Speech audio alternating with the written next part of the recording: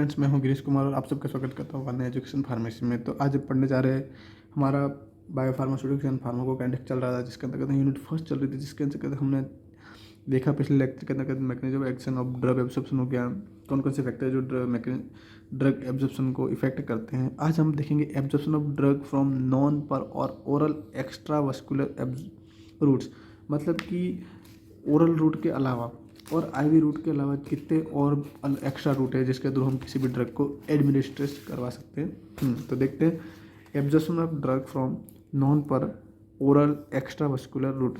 अब बात की जाए डायरेक्टली और other than oral, not direct in the venous, मतलब वेंस के में उसको नहीं देना और उसको ओरली भी नहीं देना। ठीक है, इस कंडीशन में बात की जाए अदर देन आईवी फॉर्म या फिर ओरल फॉर्म। देखिए दिस एनपीओ का मतलब है नॉन पर ओरल, मतलब उसको ओरल के फॉर्म में नहीं देना।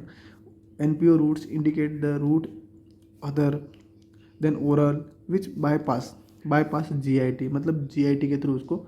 देखिए कोई भी ड्रग है यदि हम ओरल के फॉर्म में देते हैं, ओरल्स देते हैं मतलब ओरली दी जाती है, तो वो क्या जाएगा जीआईटी में जाएगा, मतलब यहाँ से होते हुए फिर एंटर करेगा, फर्दर एलिमिनेट तक का प्रोसेस चलेगा। लेकिन इस कंडीशन में जो जीआईटी उसको बाईपास कर दिया जाता है फॉर द पर systematic elimination and enter into the systematic circulation. ठीक है, इसमें फर्स्ट पास मेटाबॉलिज्म को भी बाईपास कर दिया जाएगा। They have the greater बायोबिलिटी oral route के कंपैरिजन में बहुत ज़्यादा होती है। देखिए अब बात की जाए in this route drug also have to cross membrane and mostly route follow the absorption through the passive diffusion. ये क्या करता है, सेल मेम्ब्रेन को क्रॉस करता है, लेकिन इसका जो मैकेनिज्म ऑफ एक्शन है, जो रूट है मैकेनिज्म एक्शन, वो किससे, पैसिव डिफ्यूजन के थ्रू होता है। अब बात करें रूट की, बात की जाए तो हमने ड्रग ले लिया, इनटेक कर दिया और जीआईटी गया, जीआईटी से कहाँ जाएगा, लीवर में जाएगा और वो सिस्टमेटिक सर्कुलेशन में पहुंचेगा। तो हमको क्या करना है, ये जीआईटी वाला प्रोसेस जो पास है उसको बाईपास करना है, प्री सिस्टमेटिक एलिमिनेशन। ठीक है, अब बात करते हैं इसके अलावा जो हम ओरली ड्रग नहीं लेते या फिर आईवी के फॉर्म में इंजेक्ट नहीं करते, इसके अलावा और कौन कौन से रूट है जिसके थ्रू हम ड्रग को एडमिनिस्ट्रेट कर सकते हैं। देखिए जैसे नाम से ही दिख रहा है, बकल कैविटी हो गया, सबलिंगुअल हो गया, नेजल हो गया, टॉपिकल एडमिनिस्ट्रेशन हो गया, इंट्रामस्कुलर हो गया, सब क्यूटेनियस हो गया, इंट्राओक्यूलर हो गया, रेक्टल रूट हो गया, वेजाइनल रूट हो गया, पल्मोनरी एडमिनिस्ट्रेशन हो गया। देखिए नाम से ही ये सब समझ में आ रहा है कि ये क्या चीज़ें हो सकती है, कि मतलब किस किस फॉर्म में हम ड्रग को कहाँ कहाँ से इंजेक्ट करवा सकते हैं। अब बात करते हैं बकल या सबलिंगुअल की बात की जाए तो दो मेन साइज होती है ओरल। ठीक है, देखिए दो साइड हो सकती है जिसके थ्रू हम किसी भी ड्रग को एंटर करवा सकते हैं। फर्स्ट है सबलिंगुअल रूट। सबलिंगुअल की बात करते हैं the drug is place under the tongues, जो हमारी टंग है इसके अंडर को, नीचे ड्रग को रखा जाता है और कहता है उसको वहाँ छोड़ दिया जाता है और वहाँ पर क्या होता है वो डिजोल्व हो जाएगी, वहीं पर जो मेम्ब्रेन होती है वहीं के थ्रू उसको एब्जॉर्ब कर लिया जाता है। दूसरा आता है बकल रूट। बकल रूट में क्या होता है, जो मैंने गाल होते हैं, गाल और गम, देखिए it is placed between the cheek and gum. Clear, the barrier of drug absorption from the these routes epithelial. देखिए एपिथेलियल सेल के थ्रू और म्यूकस के थ्रू उसका क्या होता है, एब्जॉर्प्शन होता है। तो इसका जो बैरियर क्या है, या तो एपिथेलियल सेल हो गया फिर म्यूकसा हो गया। Passive diffusion is the major mechanism for the absorption of most drug. इस ड्रग का जो एब्जॉर्प्शन है वो पैसिव डिफ्यूजन के थ्रू होता है। न्यूट्रिएंट में be absorb by carry mediated process. Absorption के मैकेनिज्म की बात की जाए तो देखिए पैसिव डिफ्यूजन के थ्रू हो सकता है, कैरियर मीडिएटेड ट्रांसपोर्ट के थ्रू हो सकता है। एग्जाम्पल में मतलब कैसे, कौन कौन से, देखिए जो एंटी एंजाइनल हो गया ड्रग हो गई, निफिडिन हो गया, मॉर्फिन हो गया, नाइट्रेस वाली ड्रग हो गया, और नाइट्रेट की जो ड्रग होगी उसको हम बकल कैविटी के थ्रू या सबलिंगुअल के फॉर्म में उसको एडमिनिस्ट्रेट करवा सकते हैं। बाकी नेजल एडमिनिस्ट्रेशन की बात की जाए तो देखिए ड्रग हम क्या करते हैं, ओरली एडमिनिस्ट्रेट की जाती है। यदि कुछ एक ड्रग है उसको नेजल कैविटी के थ्रू एडमिनिस्ट्रेट करवाया जाता है तो उसको बोलते हैं nasal administration. Nasal administration popularly known as the snorting. ठीक है, snorting is the route of administration is the which drug inflected through the nose. मतलब इस कंडीशन में क्या होता है, बहुत जब हमको मतलब कई बार कंडीशन ऐसी हो जाती है कि हमारा नाक बंद हो जाता है, इस कंडीशन में हम क्या करते हैं, विक्स लेते हैं।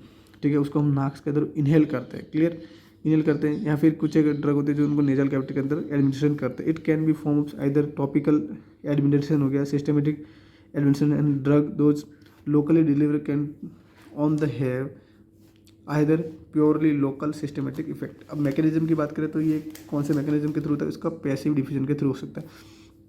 मैंने जो आपको इसमें एक एग्जांपल बताया कौन सा, कि हम विक्स लेते हैं, इनहेल करते हैं, तो जैसे ये विक्स का इनहेलेशन क्या होता है, ये अपना एक रूट हो गया, कौन सा, पल्मोनरी रूट हो गया। ये सिर्फ आपको मतलब समझाने के पर्पज़ के लिए बताया, बाकी इसका ये एग्जांपल नहीं है, ठीक है।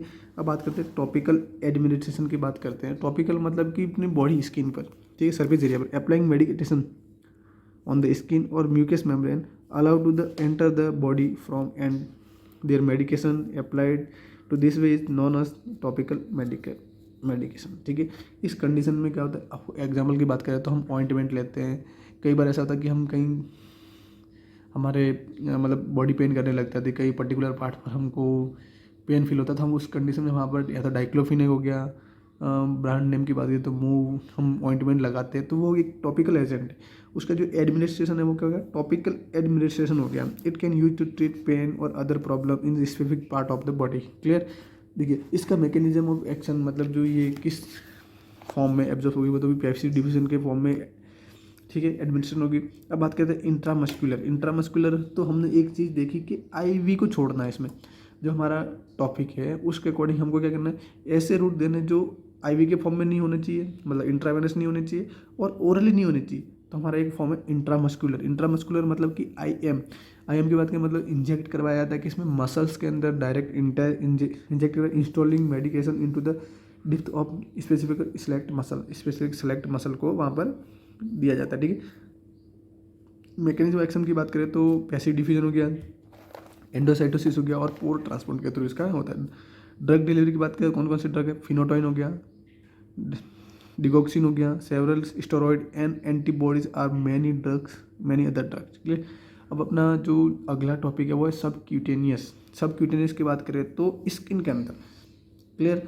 Subcutaneous administration is the insert of medication beneath of skin either the inject of infusion.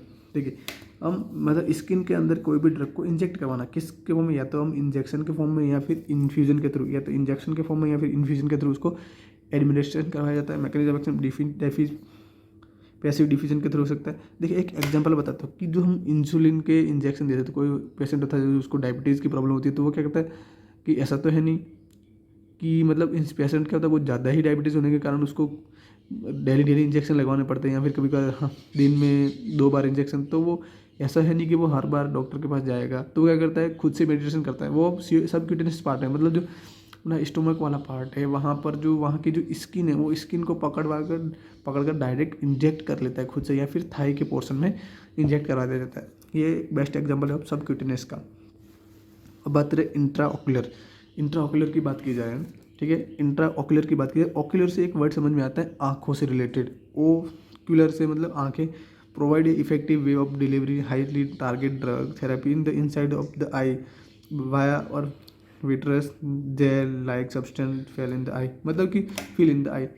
अब बात की जाए कि जो ड्रग मेडिटेशन है वो जो आँखों के अंदर हम या तो फिर आई ड्रॉप हो गया फिर कोई जेल हो गया, उसको क्या कहते हैं आँखों के अंदर एंटर करवाते हैं, उसको बोलते हैं इंट्राऑक्यूलर एडमिनिस्ट्रेशन। इसका भी जो मैकेनिज्म एक्शन है मतलब कि इसका जो एमओ है वो पैसिव डिफ्यूजन पे डिपेंड करता है। ड्रग डिलीवरी की बात करें तो एट्रोपिन हो गया, पिलोकार्बिन हो गया, एंटी हिस्टामिनिक ड्रग हो गया। अब बात करें रेक्टल रूट, ठीक है।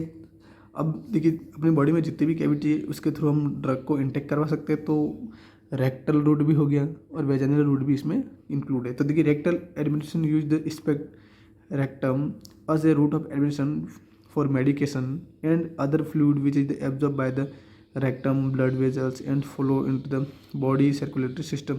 देखिए इसका बेस्ट एग्जांपल आपको बता रहा हूँ मैं, सपोजिटरी, ठीक है। छोटे बच्चों को सपोजिटरी का यूज किया जाता है, वो रेक्टल रूट के थ्रू ही एडमिनिस्ट्रेशन करवाई जाती है, ठीक है। अगला जो नेक्स्ट टॉपिक है हमारा मतलब बात है वेजाइनल रूट।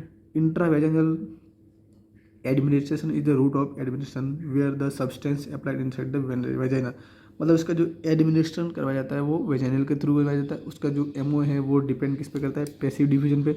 अब ड्रग की बात की जाए तो स्टेरॉइड ड्रग होंगे, उसका कॉन्ट्रासेप्टिक पिल्स हो गए, मेट्रोनिल जो ड्रग होगी, इसको एडमिनिस्ट्रेशन करवाया जाता है किसने, वेजाइनल रूट के थ्रू। अब अपना जो लास्ट वन एक बचा है पल्मोनरी एडमिनिस्ट्रेशन। मैंने देखिए पल्मोनरी से समझ में क्या आता है, पल्मोनरी से समझ में आता है लंग्स से रिलेटेड, ठीक है।